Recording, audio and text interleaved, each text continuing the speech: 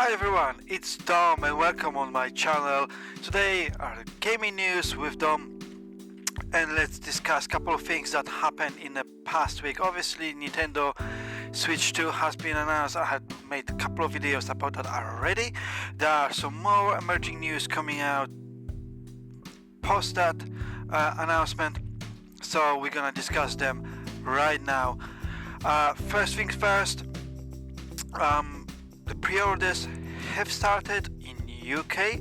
These are the actual pre-orders, not that just a pre-order for a pre-order. So on Argos you can already secure your Nintendo Switch or your games, whichever you want. So obviously if you go on Argos page now, they all are in stock and they will be delivered on the 5th of June. There is no information here that those pre-orders are not just pre-order for a pre-order, as I like to call them. Pretty sure that Amazon opening them as well. So obviously, as you can see, you can pre-order all those games: Donkey Kong Bonanza, The Legend of Zelda, Switch 2 Edition, Mario Kart World, and obviously two versions of the Switch bundle, whichever you want prefer. There's some more games, some more accessories. The Samsung micro SD express cards are there as well. One of them is out of stock, the other one is still there. Pretty sure you can use any micro SD express cards, but be careful, they need to be fast enough to work with the Switch 2. So obviously UK pre-orders, European pre-orders, they can start. There's a bit of a problem in America, as you probably already know. So obviously because of the United States imposed more tariffs on a lot of countries, including Japan, pre-orders won't start there tomorrow. They're supposed to start tomorrow. However, they have been pulled for now. So Japan has been hit with a 24% tariff. So obviously this will have to be swallowed probably by the consumers. So Nintendo, knowing this, and obviously the price has already been agreed for $200, $450 or $500 depending on the bundle. They pull down the pre-orders, and you are unable to do it until they can assess it and they come up with a price, hopefully very, very soon.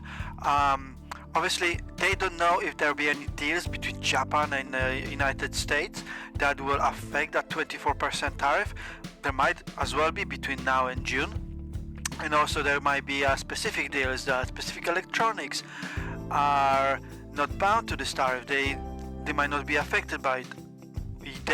They just don't know. So I'm sure higher ups in Nintendo, they're gonna need to probably speak to their government or get information from the government.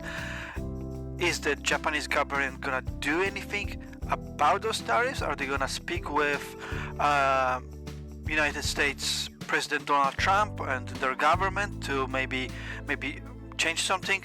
We don't know just yet, so we're gonna need to wait for it, and hopefully they will be launching soon. Hopefully there will be no much more increase in price, because the prices of the games and the console is already way high in the United States as everywhere else in the world.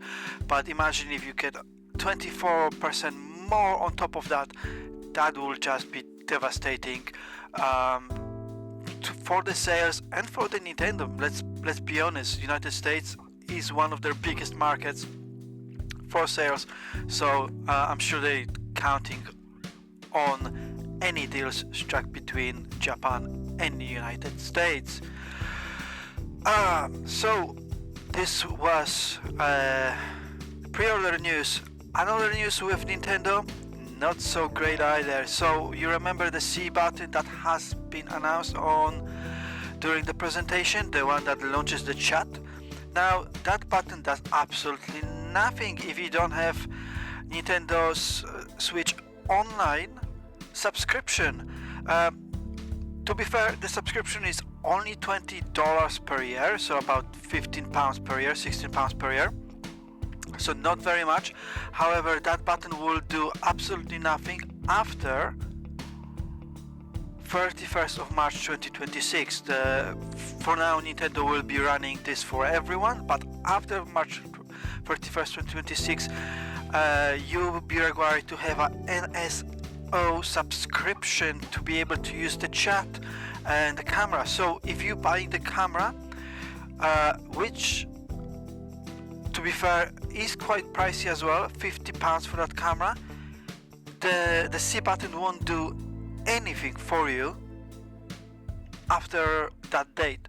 So have that in mind, that you will have to have that NSO subscription. Another thing about the NSO subscription is also that the GameCube games are, and GameCube controller is kind of locked behind that paywall, because you have to have that NSO expansion subscription to have the GameCube controller for those GameCube games that are launching into that expansion. So that's a bit, but we kind of already knew about it. We had some more confirmations for it.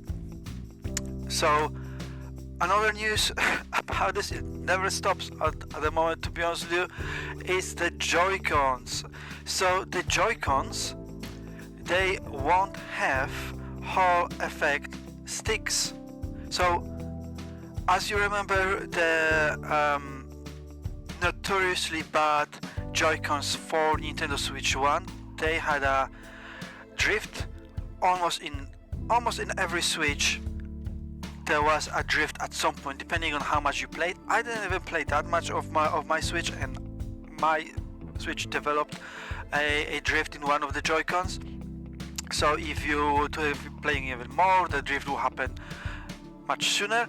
And the new Nintendo Switch, for price of the console as it's quite expensive, it actually doesn't have a Hall effect Joy-Cons, which is, I don't know what to say about this. People reported that the Joy-Cons feel better because they are bigger, as we could see on the presentation. They are much bigger than they were before. However, that doesn't mean that the Joy-Cons are not affected by the drift. Let's hope that Nintendo figures something out, that they spend enough time on R&D, and maybe they're not Hall effect, but maybe there's something else. Maybe there is a bit of new technology behind them that will stop them from drifting over time. And let's be honest, the Joy-Cons are integral part of the console. You can't have that console without them. So it's not like with other console providers that you can buy a different controller off the shelf for those consoles. You know, you buy the Nintendo Switch and you get those Joy-Cons attached to it already. So you can't just deattach them and attach something else. This is not how it works, especially on a $450 console or £399. Let's really hope that they figure something out and we won't have that issue.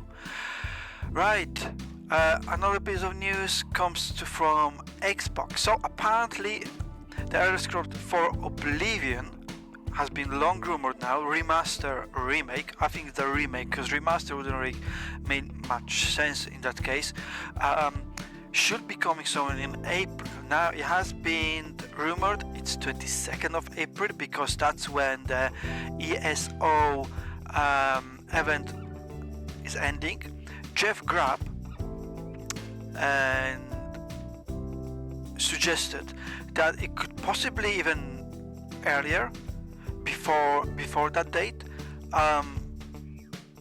Not sure exactly when. No one is actually sure when this is gonna drop. But Oblivion was such a classic from 360.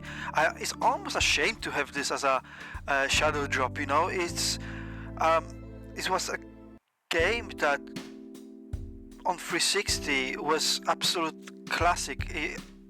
I think one of my first games on 360 was the Oblivion. And everyone who started their journey with the consoles or the gaming with 360, they probably played Oblivion at some point. So having this as a merely a shadow drop, I think it will do a bit of a disjustice to this game because it's such an iconic game. I would much prefer this is properly announced on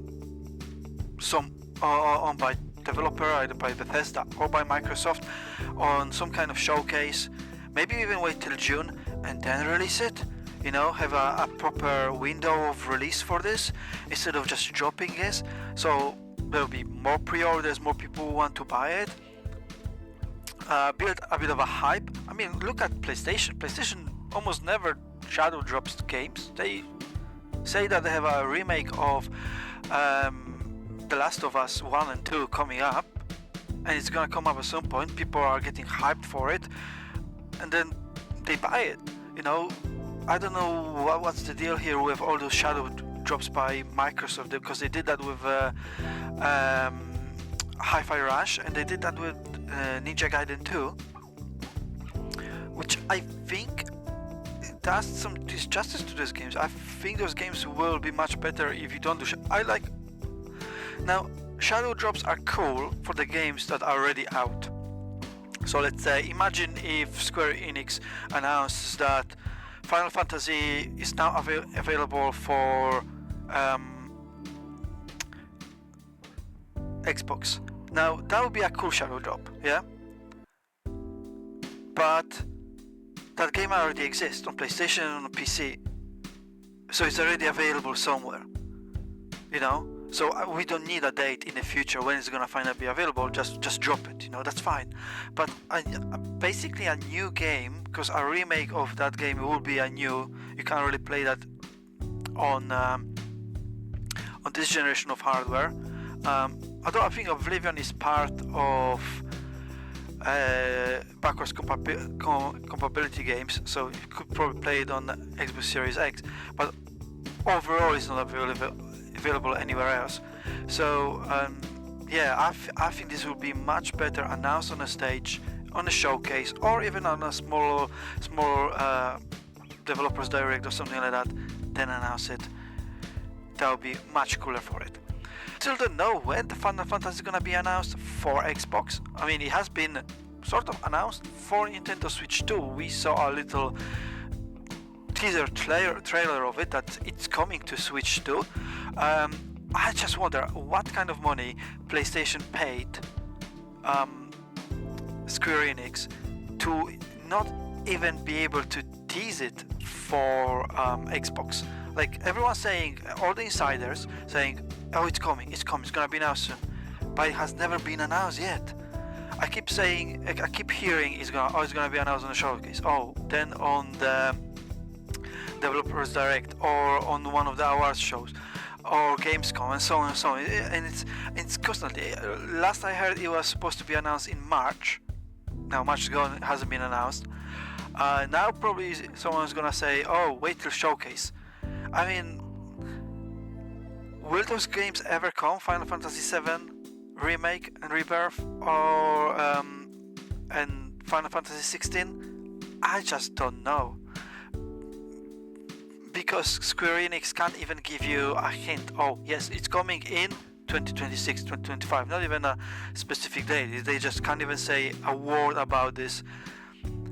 Probably because they're still behind some contracts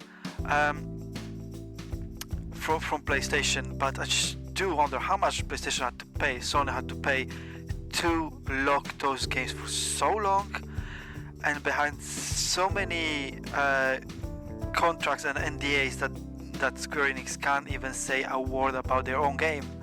It's nuts. But that's a quick rant from me. Hey everyone, Future Dome here. I completely forgot that South of Midnight is launching on Xbox Game Pass for PC, Game Pass, obviously Xbox console today at 5 p.m. UK time. So make sure to check out that game. It had pretty good reviews, very cool style, very beautiful looking game. So I'm definitely gonna be checking that one out, and let me know if you gonna be doing the same thing. Alright, thank you very much for watching this video. Leave a like if you enjoyed it, subscribe to the channel, and I'll see you in the next video. Bye, thanks.